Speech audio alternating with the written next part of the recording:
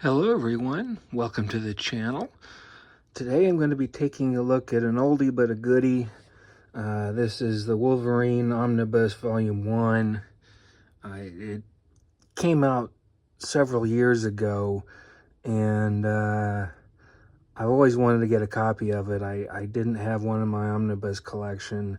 It is out of print. Some of the prices can be kind of silly on it.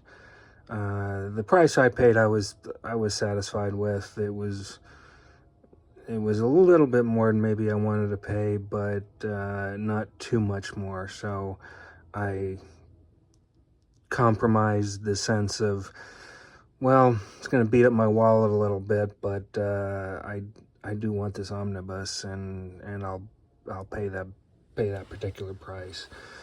So whether you find it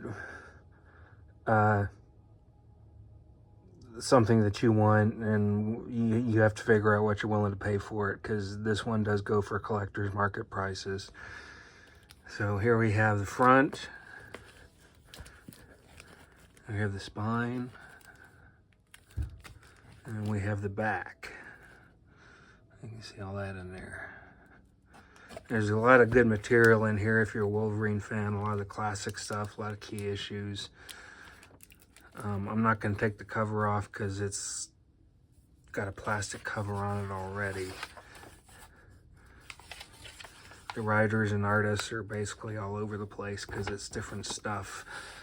It actually starts off with Weapon X from 1991 and goes through those chapters. And then it starts with the first appearance of, well, I guess that's the argument, isn't it? The first appearance of Wolverine. Is it 180 or 181 of the Incredible Hulk?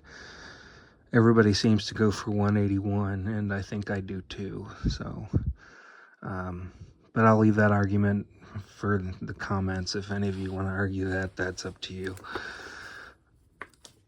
So here are the contents, and they go all the way through to 1989. Starting out in 74. So it covers quite a lot of history. But like I said, it does go back to 1991's Weapon X, which is what this is right here. It just tells the story of how Wolverine became Wolverine with his adamantium bones and claws and things.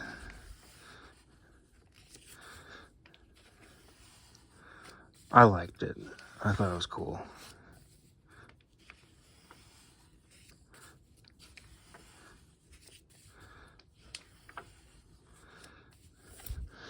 That's a cool splash shot right there.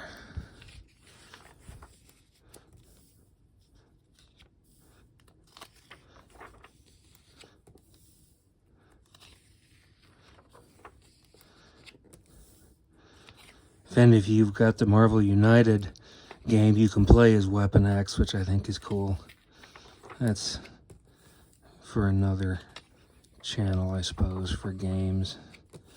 But I just noticed.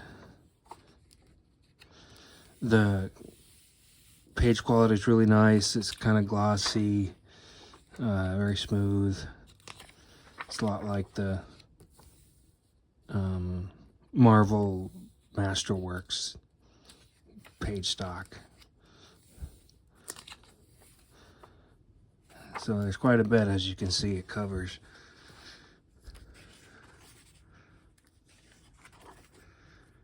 And then we have Chris Claremont giving us an introduction.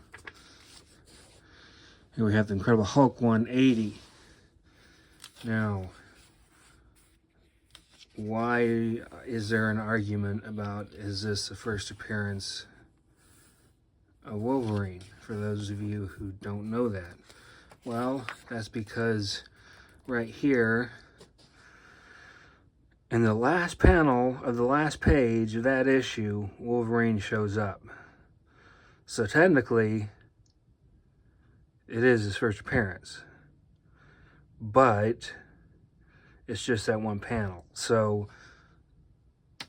I think a lot of comic fans and the comic collecting community as a whole accepts 181 as the first appearance of Wolverine, because we have Wolverine well into the story, which we didn't in the last issue.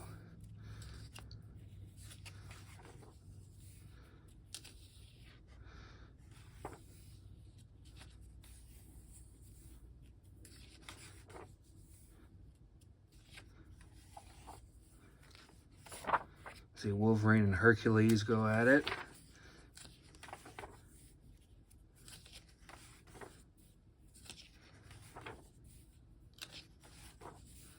Wolverine's always been cool to me. I've appreciated him better as I've gotten older.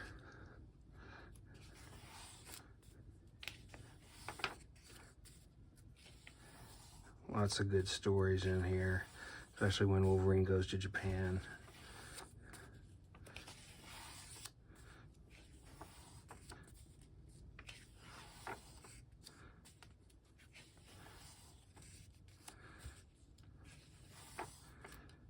And Wolverine number 4, we do have the first appearance of Wolverine. Let's see.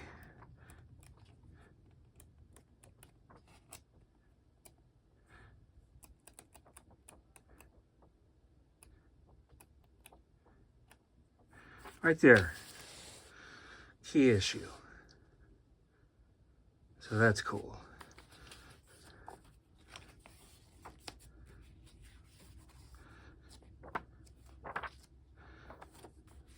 I like that there's a lot of action in these Wolverine comics.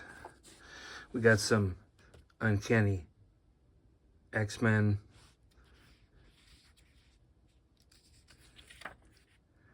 There, Logan and Mariko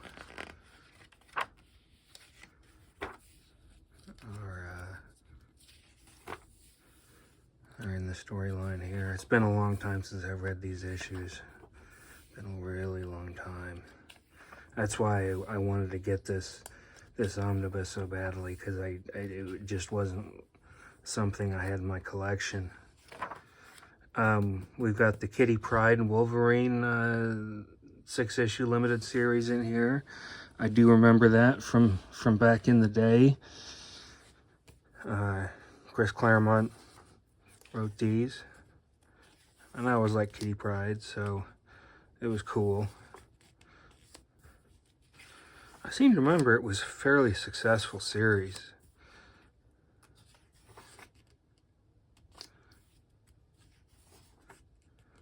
Number 3.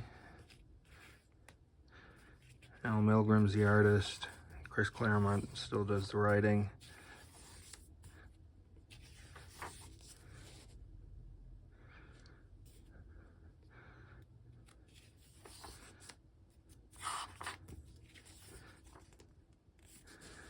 Good stuff. I know maybe the art has become more sophisticated nowadays, maybe, I don't know. But there was something about the 80s. Just classic stories, classic scenes, classic artwork. I don't know what it was. We got Wolverine versus Captain America and Captain America Annual featuring Wolverine.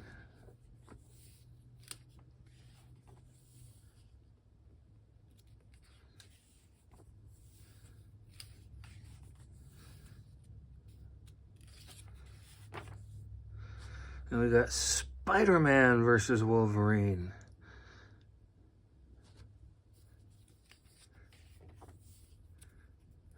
We got the dark costume Spider-Man, black costume Spider-Man.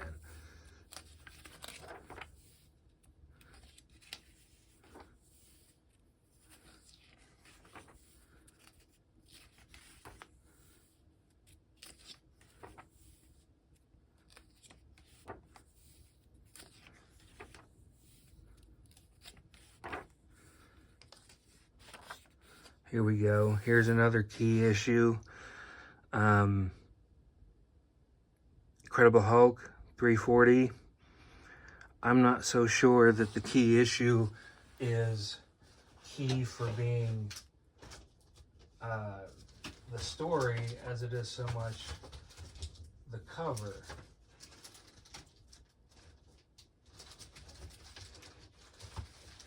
So if you collect covers, this is one you gotta have, and it's fantastic one. I think Todd McFarlane does it. You can just see the reflection of the Hulk on Wolverine's claws, so that's really neat.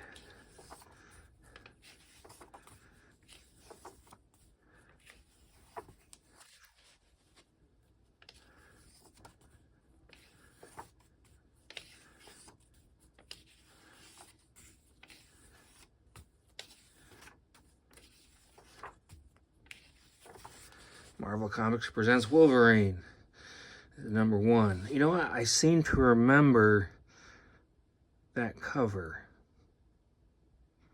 I don't know why, but it seems familiar to me. I must have seen it in the comic shops back in the day.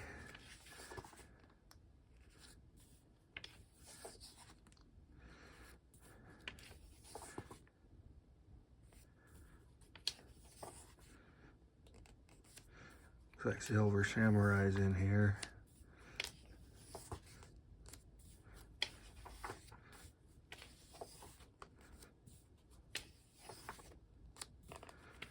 So much good stuff in this.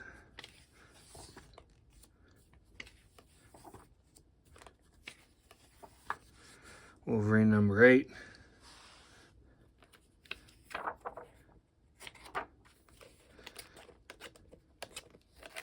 Let's see, we're getting towards the end here, do we have any extras at all?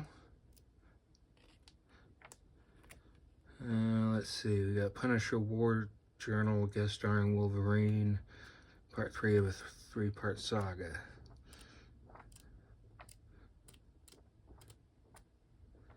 And it looks to be about it. No, you get that one, part 2. And part 1. We do have some extras. We've got some original costume designs by John Romita.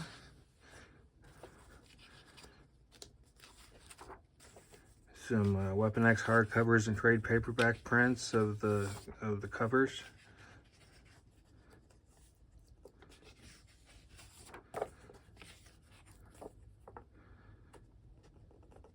This is the Incredible Hulk and Wolverine. This is a reprint from 1986.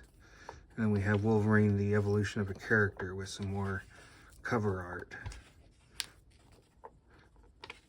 Marvel Age magazine. They're coming out with a Marvel Age Omnibus. I don't know if that interests anybody or not. I'm not sure if I'm interested or not either. But there you have it. I retailed for $100 when it first was published. It's going to cost you more than that if you get one off the collector's market. But like I say, it's I found one that wasn't too expensive, so I'm happy with my purchase. So Wolverine, there you have it. I'm glad I could share this with you, and thank you for your time, and I'll see you again real soon. Bye.